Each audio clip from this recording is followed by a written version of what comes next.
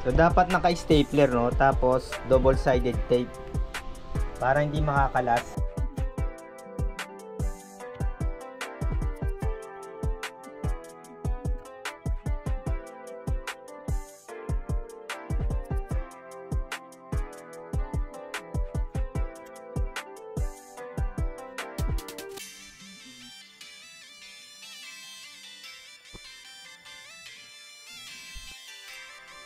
Ilagyan lang ng sapin para hindi masira tong ano.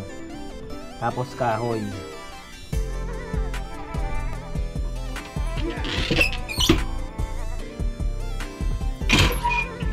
So wala tayong reaming machine, no. Heat press lang. Matagal na to, mga 8 years na. Yan. Pang mahirap lang, no. Walang pambili ng reaming machine. Konti lang naman yung tanggap ko eh.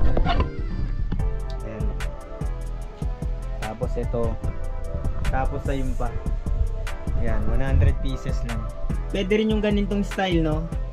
Gagamit ka ng martilyo, then kahoy. Kasi kung rectang martilyo, balu-baluktot yan. Papatungan mo yan, tapos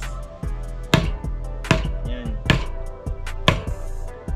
Konting malambot lang naman yan, hindi naman yan talaga yung metal na ano, mabilis na yan.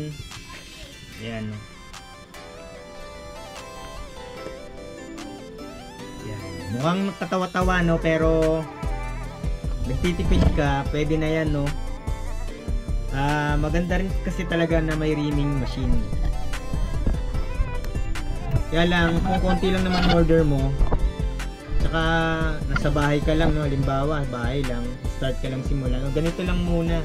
Wala namang problema na ano, maganda yung gamit mo, maayos yung ginagawan mo, maganda yung gamit mo. Eh kung hindi ka naman kumikita, bali wala rin, no.